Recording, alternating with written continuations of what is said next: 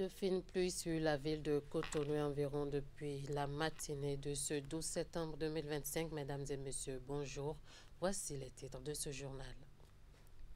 Éclairage du tronçon réaménagé Bénin, marché échangeur de Godomais. Les usagers de ce tronçon bénéficient désormais de lampadaires pour une circulation plus éclairée. Les précisions à suivre dans ce journal.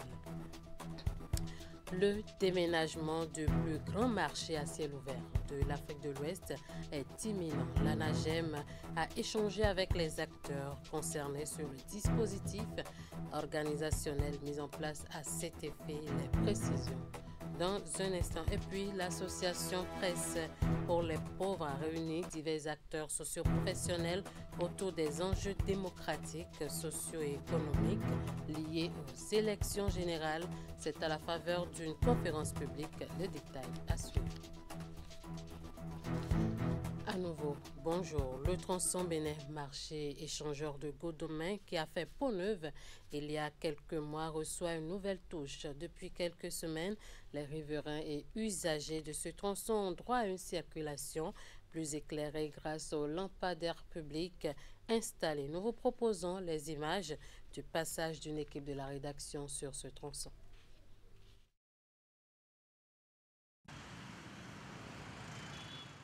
Carrefour Bénin marché à Cotonou, en direction de l'échangeur de Godomais. Le constat est perceptible.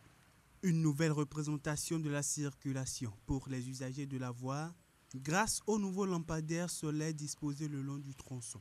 L'acte a été posé il y a quelques jours et offre désormais une nouvelle condition de circulation, aussi bien aux piétons sur le trottoir qu'aux usagers de la piste cyclable ou encore de la chaussée.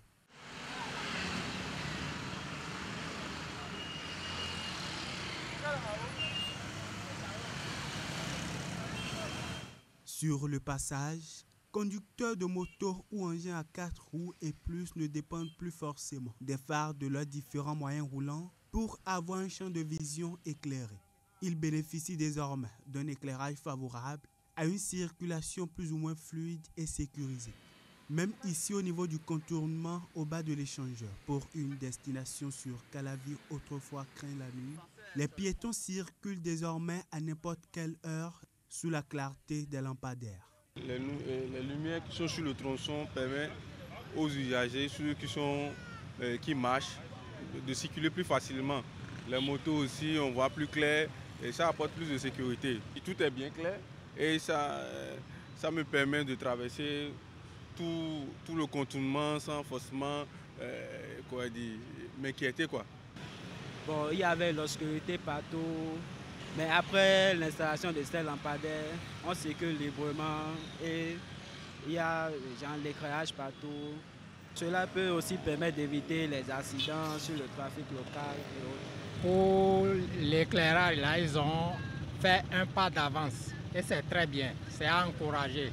Et Dieu n'a qu'à nous prêter longue vie et nous donner encore celui qui va continuer les œuvres comme ça. Cet acte, bien qu'étant salutaire, reste pour certains un petit pas pour garantir une circulation fluide et bien éclairée aux populations. Sur certaines voies, ce dispositif d'éclairage public qui s'allume le soir ne sert qu'à des motifs décoratifs depuis un bon moment.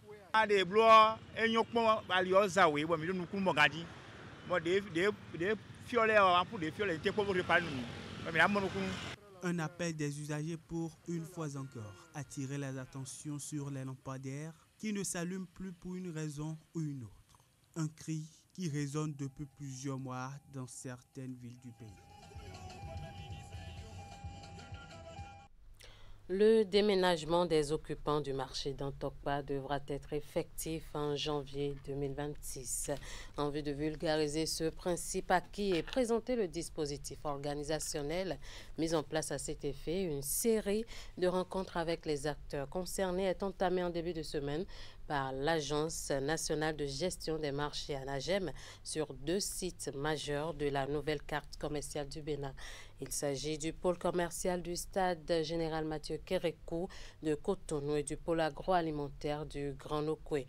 Le projet s'inscrit dans le cadre de l'exécution de la décision gouvernementale de raser le plus grand centre d'affaires à ciel ouvert de la sous-région en raison notamment des risques d'incendie et de son insalubrité. Le point des échanges tenus lundi et mardi dernier entre les marchands et les autorités administratives avec Hugues Vingbe et Rachidi Soubero. La dynamique de modernisation de l'écosystème marchand du Bénin aborde une nouvelle dimension avec le transfert des départements du marché d'Antokpa vers de nouvelles unités commerciales édifiées aux normes internationales. Ici, au pôle d'affaires du stade général Mathieu Kérékou de Cotonou, la directrice générale de l'ANAGEM dévoile aux vendeurs de bijoux et tissus le chronogramme du déménagement de la mythique plateforme commerciale. À partir du 5 janvier, nous allons commencer le déménagement réel du marché de Dantokpa et ce sur 10 jours. Donc jusqu'au 15, nous allons déménager le marché de Dantokpa, tout secteur d'activité confondu, alimentaire comme non alimentaire. Dans une démarche inclusive, la gestionnaire en chef des marchés expose à l'auditoire les modalités de relogement au sein de l'infrastructure marchande. Le pôle commercial du stade GMK est réservé à 4 secteurs d'activité que sont les cosmétiques, la maroquinerie, les bijoux et les tissus. Rebelote au pôle agroalimentaire du Grand Nokoué qui accueille les grossistes vendeurs de produits alimentaires. Sur ce site de 168 hectares également, Loisel Kinifo approuve les acteurs de la nouvelle du déménagement du plus grand centre d'affaires à ciel ouvert de la sous-région et discute des paramètres d'installation. Donc il faut définir quel est le mode d'installation de ces marchands-là. Comment est-ce qu'on attribue les places? Est-ce que c'est un marquage au sol? Est-ce que c'est une délimitation avec des cloisons? De tout ça, nous avons besoin, c'est eux les acteurs principaux. Je suis très contente pour ça, parce que là où, en tout cas moi, là où je suis dans un tas d'ordures. Cependant, seuls les marchands inscrits dans les livres de l'ANAGEM seront pris en compte pour ce projet, afin d'éviter des grincements de dents après coup. Une ultime opération d'enrôlement sera bientôt lancée sur toute l'étendue du marché d'Antokpa. Vous aurez une douzaine de personnes qui vont venir pendant un mois dans le marché de Dantokpa à partir de la semaine prochaine probablement. Nous, au niveau de l'ANAGEM, qui allons nous considérer comme étant marchand du marché de Dantokpa? C'est la personne qui est devant son étal et qui vend. Les travaux de démolition de l'historique plateforme commerciale du Bénin démarrent le 15 janvier 2026, a annoncé Loisel Kinifo. Nous sommes à quelques jours de la rentrée des classes 2025-2026 et l'une de nos équipes est descendue dans la ville de Cotonou pour constater l'ambiance qui prévaut au niveau des stands de vente de fournitures scolaires. Alors que les prix des articles ont connu cette année une baisse, les vendeurs rencontrés ça et là se plaignent de faible affluence des parents d'élèves. Voici le reportage. Des stands d'articles scolaires à perte de vue ici sur la place Lénine à Cotonou. Mais en ces lieux, pas d'affluence. La clientèle se fait rare. À cette période de rentrée, on ne voit pas les clients venir, les parents ne sortent pas. Et la vente, comme vous le voyez aussi, il n'y a aucun client ici. On espère qu'à la dernière minute, ils pourront sortir pour venir acheter pour leurs enfants. Le calme qui s'observe serait lié à la morosité économique. Pourtant, pour cette rentrée scolaire 2025-2026, les prix d'achat des fournitures sont annoncés en baisse. Cette année, les cahiers ont été un peu moins chers que l'année passée. L'année passée, on avait fait les cahiers à 1300. Cette année, maintenant, il y a 1000 francs, il y a 1200. Ça dépend de la qualité de cahier que tu veux pour ton enfant. Les sacs, bon, tu veux un sac de 2500, tu vas trouver. 3000, tu vas trouver. Ça dépend de ce que tu as. Si tu veux un sac résistant, ça aussi, ça a son prix. C'est ce que le client veut pour l'enfant. S'il veut que son enfant ait un bon sac et qui va durer, lui-même sait qu'il va faire sortir un peu du coût. Mais ce n'est pas que le coût est exagéré, non. Avec 6 000 francs, tu peux prendre un sac de 6 000 francs qui peut te faire 2 ans. L'enfant peut utiliser ça pour 2 ans. Ce parent d'élèves rencontré sur place préfère d'abord se renseigner sur les tarifs avant d'engager ses achats. Pour le moment, compte du temps, je n'ai pas encore acheté. Mais je suis arrivé pour voir les prix d'abord avant de venir acheter. La même atmosphère de mévente se retrouve sur d'autres stands sillonnés dans la ville. En attendant le 15 septembre 2025, date officielle de la reprise des classes, les revendeuses d'articles scolaires devront prendre leur mal en patience. Le Bénin n'entend laisser personne en rade dans sa marche vers le développement. Les acteurs institutionnels et les partenaires l'ont réaffirmé ce mardi lors des 7e journées béninoises de l'évaluation. Le thème de cette édition 2025 le traduit clairement. L'inclusion, levier du système national d'évaluation axé sur les résultats. Le lancement officiel a eu lieu au 2e jour des travaux de 72 heures à Cotonou avec la participation d'une forte délégation gouvernementale. Voici le compte rendu. Une dizaine de membres du gouvernement pour traduire tout l'intérêt de l'exécutif à cette biennale, désormais ancrée dans la trajectoire du développement, les journées béninoises de l'évaluation.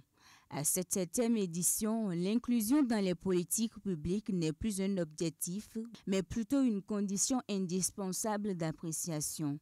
Cet élan est salué comme une franche avancée dans la dynamique des efforts consentis pour l'institutionnalisation de l'évaluation depuis plus de 2 décennies déjà.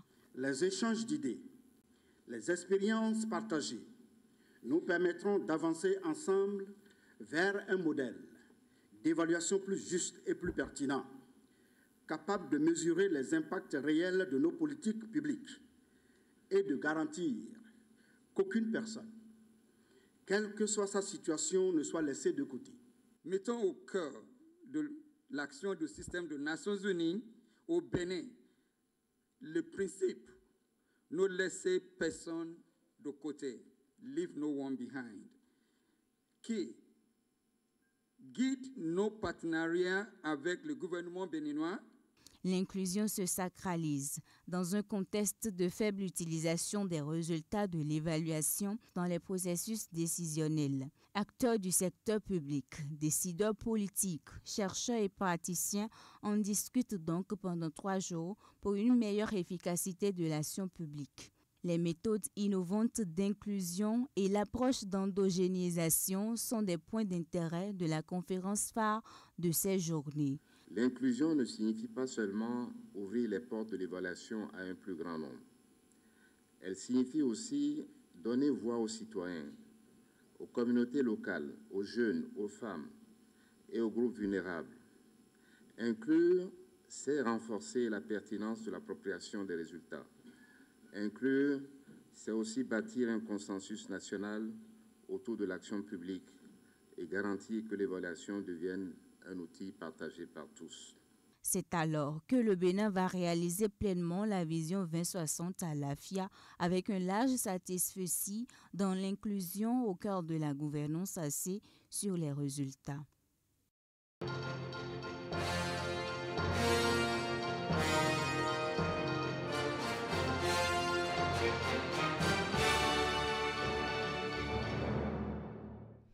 Une conférence publique organisée par l'association Presse pour les pauvres. Le rendez-vous a mobilisé de nombreux acteurs de diverses couches socio-professionnelles. La rencontre vise à rassembler les participants autour des enjeux démocratiques, socio-économiques qui interpellent le pays à la veille d'une échéance électorale. Le thème retenu pour les échanges est intitulé « Élection générale de 2026 ».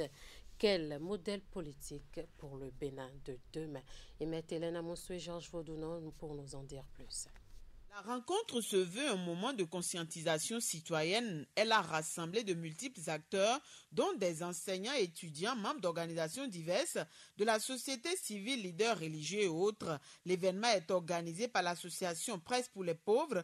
Il a permis aux participants de débattre de sujets ayant trait aux enjeux politiques majeurs du pays, surtout en cette période veille des élections générales de 2026. Vous savez, éradiquer la pauvreté, c'est une question de politique de développement. Donc, nous avons fait cette conférence pour réfléchir un tant soit peu sur les critères qui doivent motiver les choix de nos futurs décideurs dans le cadre de la lutte contre la pauvreté. Avec pour thème quel modèle politique pour le Bénin de demain. Cette conférence a permis aux organisateurs de partager avec l'assistance une analyse des modèles politiques susceptibles d'assurer au Bénin une gouvernance équitable et inclusive. Après un exposé des divers courants politiques qu'a connu notre pays, les régimes qui se sont succédés, leurs visions et les résultats obtenus, un accent a été mis sur la vision Lula. Fondé sur la lutte contre les inégalités et la promotion de l'inclusion sociale, le modèle est présenté ici comme la formule idéale pour le Bénin dans sa quête de justice sociale et de réduction de la pauvreté. Lula est un symbole de lutte contre la pauvreté et de la faim parce que lui-même il a vécu la pauvreté. Et je rappelle que Lula n'est pas un universitaire, c'est un ouvrier métallurgiste, un tourneur qui a vécu les affres de la pauvreté, qui a souffert de la pauvreté et même en parlant de la pauvreté, il s'est mis à pleurer au cours d'une grande conférence internationale pour montrer jusqu'à quel point les décideurs doivent pouvoir s'engager dans le cadre du bien-être social. Cette tribune, pour moi, est une éducation à la citoyenneté, à la prise de conscience. C'est une éducation à la prise en main par le peuple pour son destin. Nous savons que le modèle dont on a besoin, c'est celui qui prend en compte les besoins, aussi bien individuels que communautaires. C'est celui qui met l'éducation au service des attentes du peuple. Et nous sommes sûrs que si nous sommes consultés, si nous sommes pris en charge, pourquoi pas nous donnons la main à ceux qui sont à même d'incarner cette vision-là. Espace de dialogue public, de sensibilisation et de responsabilisation. Cette conférence témoigne une fois encore de l'engagement de l'association organisatrice à rester fidèle à sa mission, celle d'être proche du peuple et d'œuvrer pour son bien-être.